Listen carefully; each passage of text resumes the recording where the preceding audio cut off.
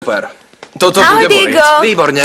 Ako sa máte, chalani? A vy? Už si im to povedal? Nejaká novinka?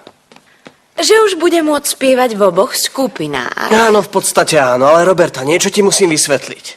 Pozri, poprvé, ak budeš skúšať s oboma skupinami, naša bude mať prednosť, OK? Čiže ak budú mať obe skupiny koncert v ten istý čas, musíš uprednostniť našu.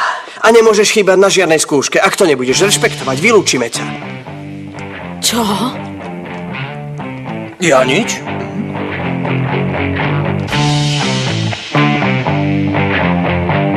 Prepáč, Diego, ale na tomto sme sa nedohodli. Áno, to je pravda. Ja som svedok. Povedal jej áno na úplne všetko, čo chcela, lebo potreboval službu. Robím to, aby som ochránil skupinu a ty sa do toho nestaraj. Vieš čo, to by stačilo. Dobre, po obede začíname skúšať a viac nediskutujeme. OK. Poďme, babi. Áno, čau. Čau. Ja nerozumiem, prečo je Diego taký. Nerozumiem. Mali by sme... Netráp sa. Už som sa mu dopredu pomstila. Roberta, ty si naozaj myslíš, že Bustamante ti to celé zhltol? Nie, Zlatko, nielenže to zhotol. Už sa mu aj pokazil žalúdok a teraz zvracia. Ježby. Ahoj, lásočka moja, ako sa máš? Dobre, decka, nechám vás. Super. Potom sa porozprávame. Roberta, to si urobila na schvál, však. Jasné, že som to urobila na schvál. Nechcem byť paroháčka školy. A ten vkus... Ty si mi urobila to isté. Urobila si to isté s Fakundom. To isté. Už som ti povedala, že to s Fakundom je iné. On nie je z tejto školy. A čo s tým má? Urobila si zo mňa hlupáka pred mojim kamarátom. Vieš čo, Diego? Už toho mám pokrk. A vieš čo, radšej to nechajme. Už nie sme frajeri. Radšej to nechajme? Skvelé, tak to Skvelé. nechajme. Ale pred mojim otcom je všetko po starom. Všetko. Aha, predstav si, že nie, kamarát. Tvojmu ocinkovi tiež povieme pravdu. Nie, Roberta. Prosím ťa, nič mu nehovor. Vieš, môj otec je ohľadne týchto vecí s babami trochu čudný. Prosím, nič mu nehovor. Pozri, Diego. Už som raz bola paroháčka školy. Nechcem ňou byť zase a s imaginárnym frajerom. OK? Roberta, Čo? urobíme obchod.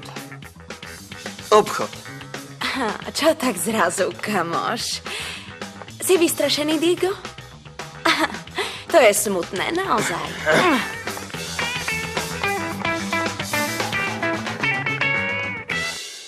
No tak, Roberta, môžeš dať Miguelovi podstavec, prosím. Na 5, 6, 7... Nech mu ho dá idiot Diego. A máme to tu znovu. Prečo mi hovoríš idiot, hlupáňa? Hlupák zase. si ty a už mi ideš riadne na nervy. Prestaň, Diego.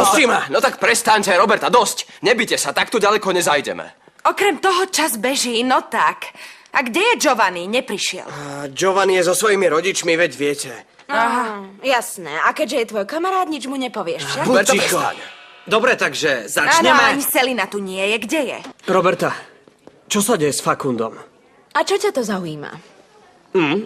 Nie, mňa to nezaujíma, jasné. Len ti chcem povedať, že ten chalan je totálny hajzel. Á, naozaj? Nehovor, Diego. Čo? Pozri.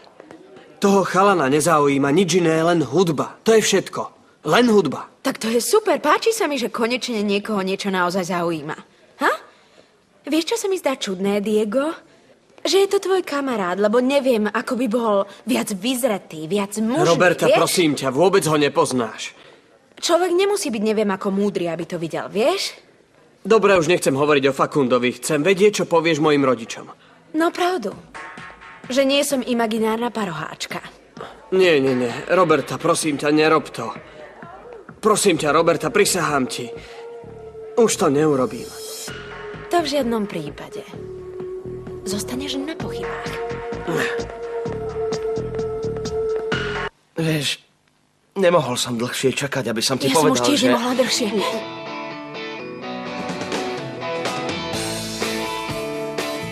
Poboskala ho.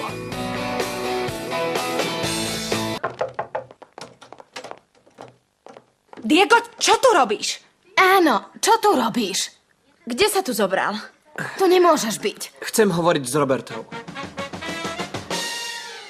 Choďte, babi, tohto ja zvládnem.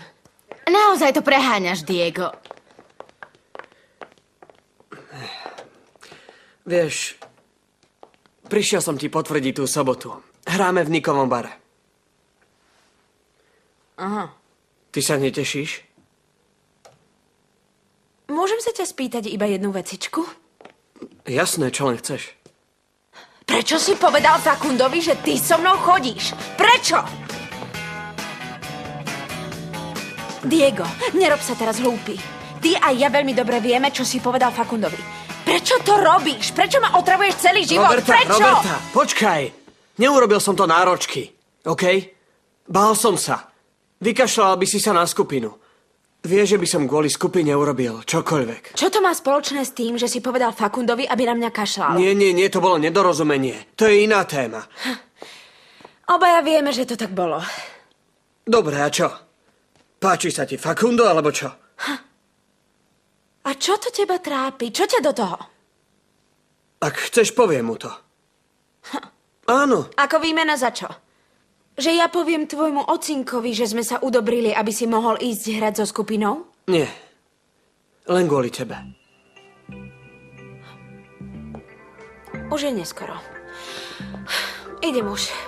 Ideš? Nie, Roberta, nemôžeš odísť. To povedz tomu chlapíkovi, čo ma chce zobrať do Španielska. Nie. Musíme niečo urobiť, aby si tu zostala. Nemôžem, Diego. Už je neskoro. Ak chceš, porozprávam sa s otcom a nech sa porozpráva s politikmi a nech ti nedovolia odísť z krajiny. A to by si urobil tiež kvôli skupine?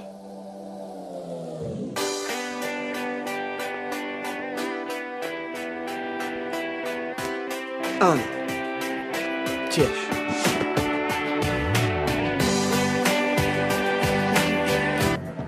Zase to nepreháňaj, Diego, ha? A už mi povieš, čo si to sem doniesol? Hele, veď... Ti chcem spraviť rozlúčkovú party. Ty? A prečo? Áno, lebo... Jedného dňa jedno veľmi bláznivé dievča mi povedalo, aby som urobil to, čo cítim. A to práve teraz robím. No,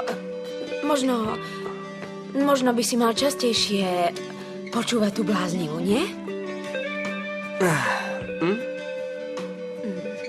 Má to byť moja party?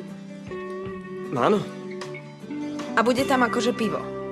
Jasné.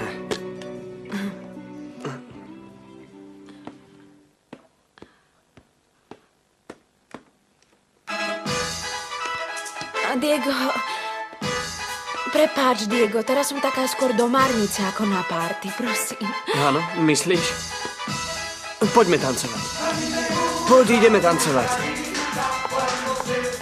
To je dobré. Tak. Áno, teraz boky. Nie. A ruky?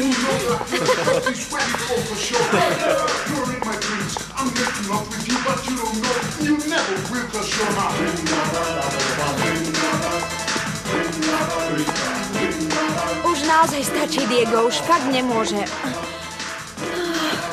Roberta, dám nejakú takú, čo ťa neunaví. Počkaj.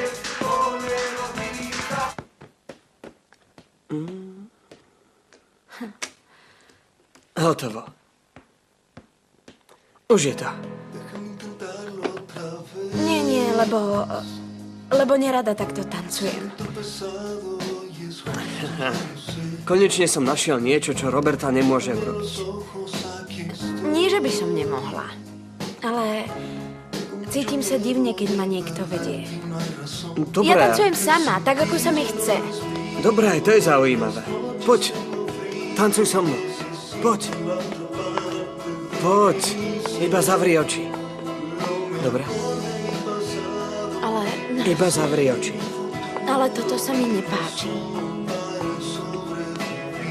Nechaj sa unašať hudbou.